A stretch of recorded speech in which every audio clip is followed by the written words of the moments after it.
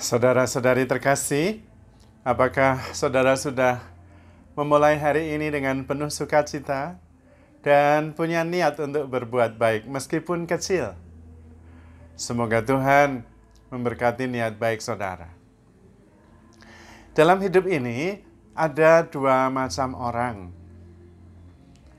Jenis orang yang pertama adalah orang yang terbelenggu oleh persoalan-persoalan yang dia hadapi. Hidupnya diwarnai oleh masalah, persoalan, kebutuhan yang ada di depan mata. Dan seringkali tidak mampu keluar dari persoalan atau situasi yang menghimpit mereka. Tidak mempunyai jarak, dan karena itu hidupnya dirasa berat. Tekanannya begitu keras, dan sepertinya persoalan bertubi-tubi tidak ada hentinya. Entah itu kebutuhan, entah itu relasi. Namun ada jenis orang yang kedua. Jenis orang yang kedua juga mengalami hal yang sama. Namun dia bisa melihat jauh dari apa yang sedang dia hadapi saja. Persoalannya bisa sama, tetapi cara melihatnya bisa berbeda. Pandangannya lebih luas. Itu seperti kalau kita mengambil foto, ada zoom in, ada zoom out. Nah, orang yang kedua ini bisa melihat dari perspektif yang lebih luas.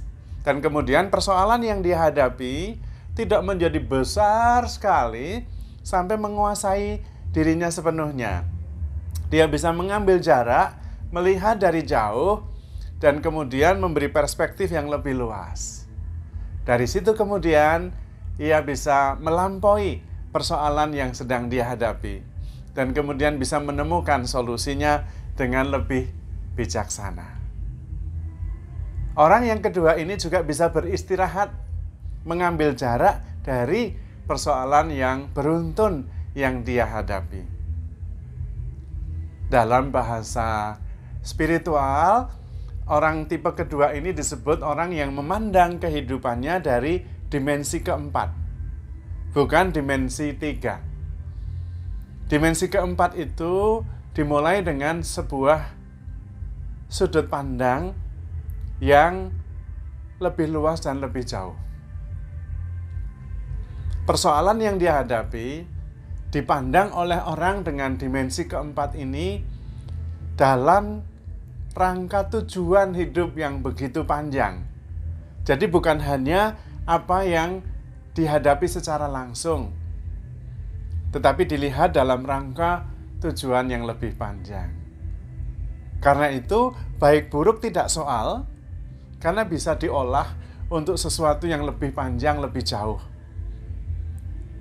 Karena itu, penilaiannya tidak hanya sekedar berdasarkan variabel atau faktor-faktor yang sedang dia hadapi, melainkan juga masa depannya.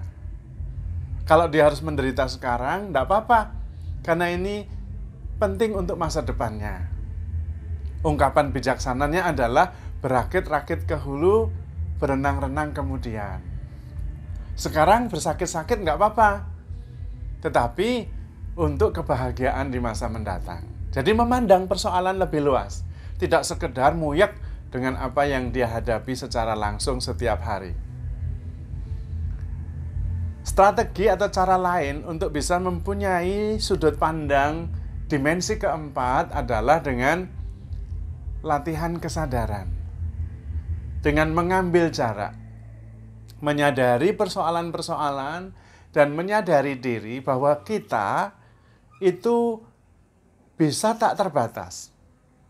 Karena batasan-batasan itu kita sendiri juga yang membuat. Maka orang dengan dimensi keempat, dia memandang dari sudut pandang yang tak terbatas. Misalnya cinta. Cinta itu tidak terbatas. Iman itu juga tidak terbatas. Bahkan ketika dia tidak tahu, tetap dia bisa percaya. Dan karena itu, ada selalu solusinya. Tidak pernah berhenti pada persoalan yang dia anggap mustahil. Karena di dalam iman, di dalam Tuhan, tidak ada yang mustahil. Itu adalah sudut pandang dimensi keempat. secara spiritual. Bukan hanya berdasarkan ruang dan waktu jarak yang kelihatan di depan mata. Tetapi ada dimensi lain, dimensi spiritual yang tanpa batas dan tanpa bentuk. Dan sekaligus itu memberi harapan ke masa depan. Maka kita perlu memandang kehidupan ini bukan hanya dari sekedar persoalan yang ada di depan mata. Seolah-olah itu kita di situ terus tidak bisa keluar. Perlu ambil jarak sebentar. Istirahat. Kalau lagi muyek sekali, istirahat. Bahkan menderita pun bisa istirahat. Ya udahlah, saya istirahat dulu, nanti menderita lagi. Dan pada saat itu kemudian kita bisa mengambil jarak dan memandang persoalan dari sudut pandang yang lebih luas. Dari sudut pandang dimensi keempat ini, kita melihat perspektif yang lebih utuh, lebih penuh, dan kemudian solusi juga lebih tepat. Nah, Anda ada di mana? Apakah seringkali tenggelam dalam persoalan-persoalan praktis sehari-hari?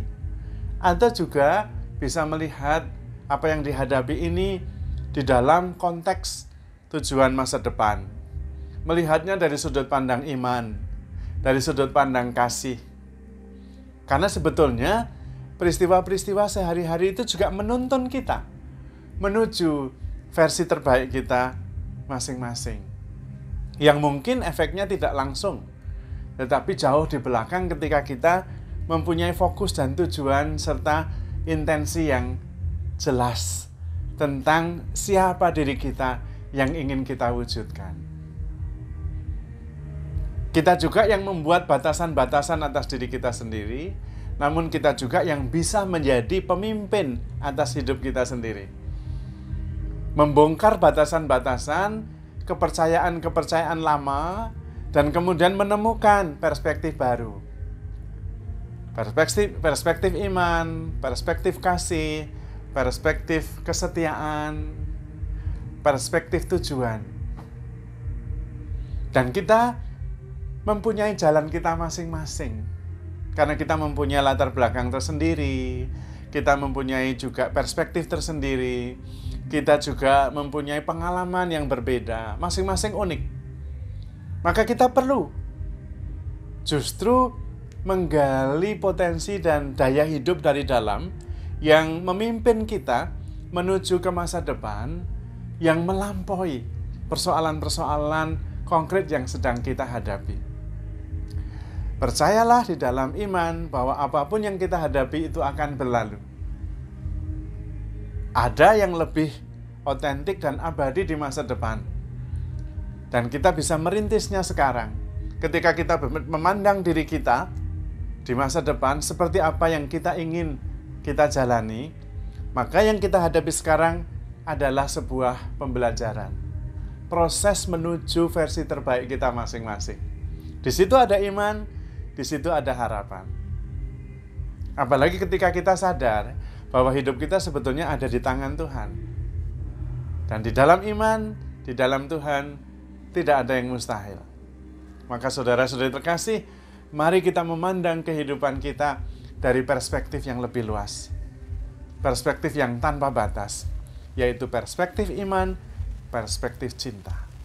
Karena kita begitu dicintai Tuhan, dan hidup kita ada di tangan Tuhan. Pasti aman. Dan Tuhan juga bukan hanya mendampingi, tetapi juga mengarahkan, membimbing, dan menuntun ke masa depan yang penuh harapan. Karena Tuhan sangat mencintai kita. Maka saudara-saudari terkasih, handle yourself with care, because you are loved. Tuhan memberkati.